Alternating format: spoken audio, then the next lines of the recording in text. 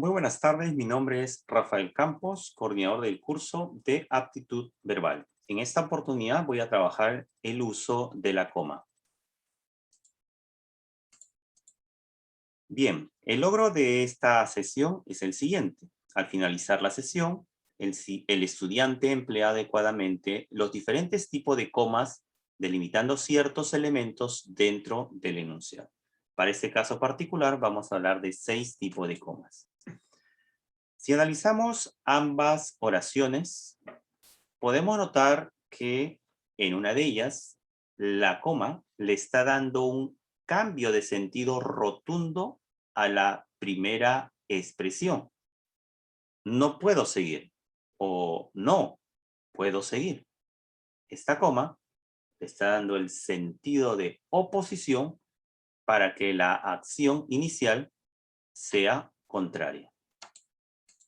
Entonces, si la coma es tan importante, ¿qué es la coma? Ese es el signo de puntuación que va a delimitar determinados elementos dentro del enunciado.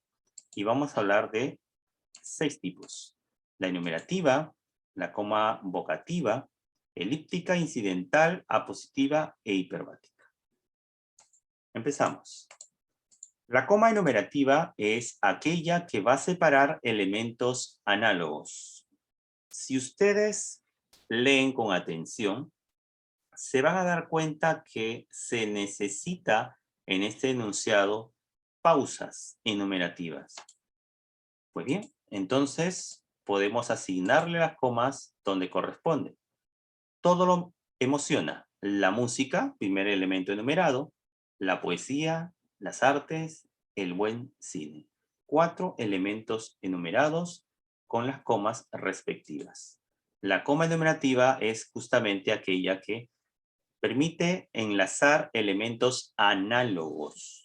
En este caso, frases nominales. Se está empleando la coma para separar cada elemento de la enumeración. Ahora, así como hay frases nominales, también existen las frases verbales. En este enunciado inicial hay una serie de acciones que se van enumerando, pero carecen de coma. Entonces, ¿cómo sería la versión corregida? Lee el texto, primer elemento enumerado, anota las ideas importantes, segundo, busca en el diccionario las palabras que no conoce, tercero, y elabora un resumen, cuarto elemento enumerado. Son elementos análogos, es por eso que la coma se le asigna. Se separa cada acción que debe realizar la persona con una coma enumerativa. Ahora, un error frecuente es asignarle una coma antes de la conjunción. Esto no tiene ninguna justificación. Biología, química, física y aptitud matemática son mis cursos favoritos. Se debería leer con fluidez. Esta coma no se requiere. Habrán casos donde sí se asigna una coma antes de la conjunción, pero en este caso no se justifica. Entonces, ¿qué podríamos decir de esta coma? Pues esta coma podría aparecer sin la conjunción o, por el contrario, la conjunción, pero sin esa coma. No se debe colocar la coma antes de la conjunción final. Ahora, los casos particulares donde sí se le puede asignar una coma serían en los siguientes. He leído las obras de 3 escritores. Presentación. El peruano Vargas Llosa, punto 1, y a los chilenos Isabel Allende y Pablo Neruda. Como ustedes pueden notar, el segundo grupo, Isabel Allende y Pablo Neruda, tiene una conjunción, pero yo quiero enlazar 2 grupos. Entonces, la función distinta justamente lo cumple la primera conjunción. De alguna manera tengo que establecer una diferencia entre la primera y la segunda. Pues entonces esa diferencia lo va a determinar con la coma jerárquica. Otro ejemplo similar podría ser: visitó las universidades privadas y se mencionan a 3 para saber en cuál iba a estudiar. Elemento de enlace. También las universidades nacionales, San Marcos y UNI. Entonces hay 2 grupos de universidades que van unidos por esta conjunción. La coma previa se le ha asignado justamente para marcar una diferencia entre la función de la primera conjunción y la última conjunción. En estos dos casos estamos viendo la coma jerárquica que se requiere necesariamente en casos de este tipo. Estas oraciones están correctamente puntuadas. ¿Por qué? Porque se debe establecer justamente eso, una jerarquía entre la función de una conjunción y la otra. La coma vocativa. Si este enunciado no tuviese coma, ¿qué se entendería? Vamos a comer niños. Entonces uno se preguntaría, ¿eso está bien? ¿Que vamos a comer niños? Pues seguramente aparecería una imagen como esta, ¿no? O en verdad se pretendió decir, vamos a comer niños. Aquí hay un llamado a los niños a esta acción precisamente, ¿no? Entonces es necesaria la presencia de esta coma para que la interpretación no traiga consigo imágenes como esta. La coma vocativa se utiliza para separar la entidad a quien va dirigido el mensaje. Muy bien. Ahora, la coma elíptica es aquella que reemplaza una acción verbal. Para evitar redundancia, algunos estudiarán en la UPCH, otros en el extranjero. La presencia de esta coma está reemplazando al verbo anteriormente expresado. Esta tarde leeremos a Ribeiro, en la noche a Bryce. Coma elíptica sustituye a una acción verbal con el propósito de evitar justamente repetir tantas veces se presente la acción verbal. Entonces, para no repetir los verbos, se emplea una coma que los reemplaza. La coma incidental es justamente para cumplir una función de aclaración. Si ustedes se proponen a leer este enunciado, van a percibir que hay una pausa que sí se necesita, pero no está graficada a través de los signos de puntuación. Entonces, la versión corregida tendría que ser así. La variación del clima según los especialistas, ese es el inciso, se debe al fenómeno del Niño.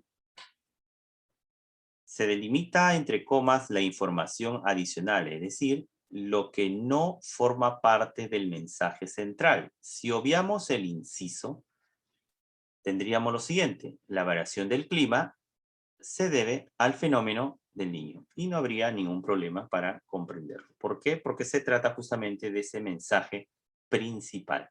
El inciso viene a ser entonces una aclaración, simplemente.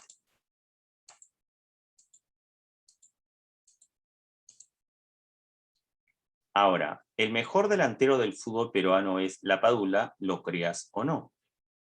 Si ustedes se percatan de este enunciado, hay una especie de pausa que bien pudo estar marcado por un inciso o por una coma incidental, como en este caso, lo creas o no. Ese es un comentario secundario, adicional, que de eliminarlo no afectaría la idea central, ¿no? Que es el mensaje de mencionar que el mejor delantero del fútbol peruano es La Padula, ¿no?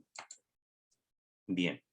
La información que no es central para entender la oración se delimita con una coma. Ese es el inciso. Ahora, un error frecuente es, por ejemplo, asignar solo una coma, pero no dos.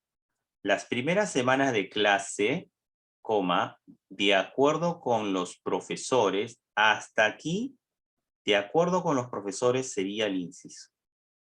Si lo eliminamos, la lectura sería: las primeras semanas de clase son muy accesibles. Entonces, el inciso o las comas incidentales tienen que estar asignadas de esta manera. No una de ellas, sino ambas, para que esta expresión tenga el sentido cabal. ¿Por qué esta oración está entonces mal empleada? Debe delimitarse todo el inciso. La razón está en que no se puede emplear una coma, o bien la primera o bien la segunda, no se puede, simplemente. Tiene que estar entre comas, ya que es una pausa necesaria que tiene que aparecer tanto ortográficamente como fonéticamente.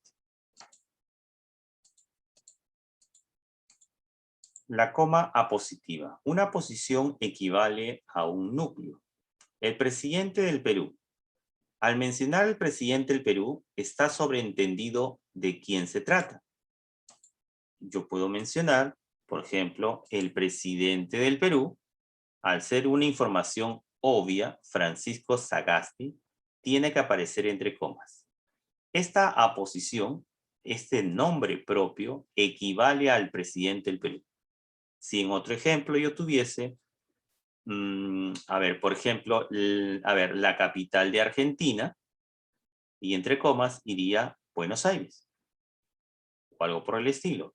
Entonces, la información obvia tiene que ir entre comas, por tratarse de una coma apositiva, por tratarse de una aposición propiamente dicha.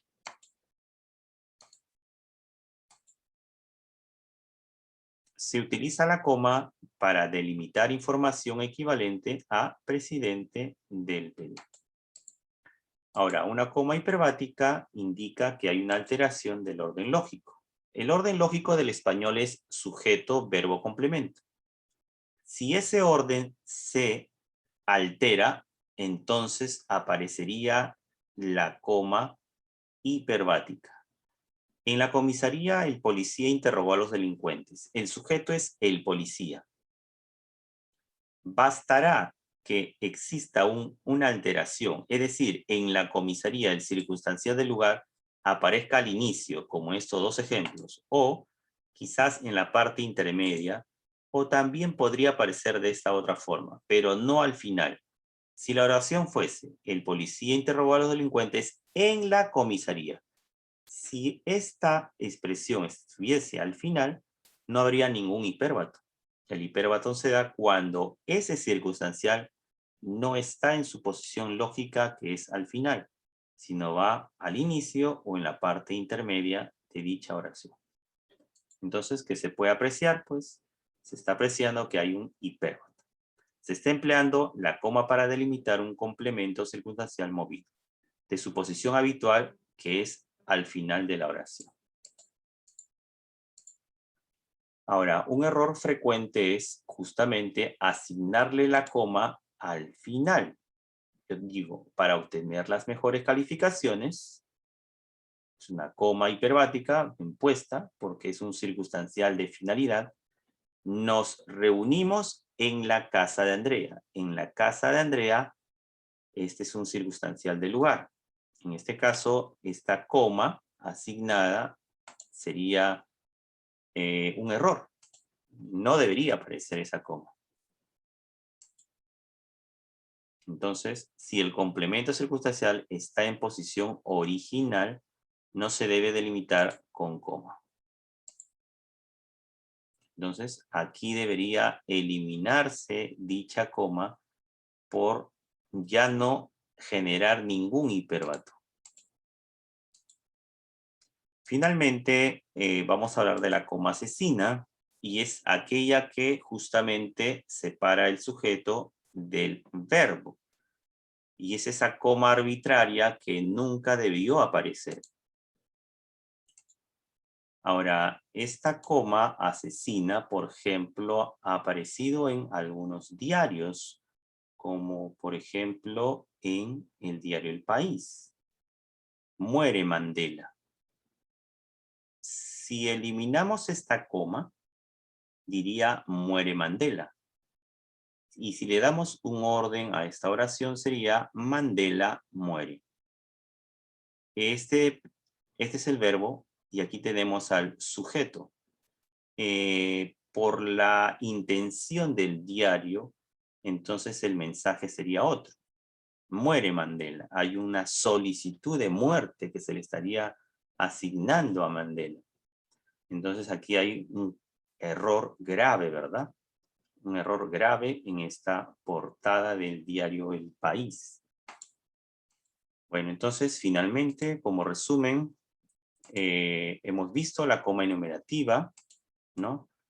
Que es para separar elementos análogos, la coma vocativa, que se trata justamente de separar a un receptor de un enunciado. Hemos visto la coma elíptica, aquella que reemplaza al verbo. Asimismo, hemos visto la coma incidental, que es una aclaración. La coma positiva, que es precisamente aquella frase nominal que se le asigna esas comas cuando es equivalente al antecedente. Hemos visto la coma hiperbática, que indica la alteración del orden lógico de las palabras. Muchas gracias.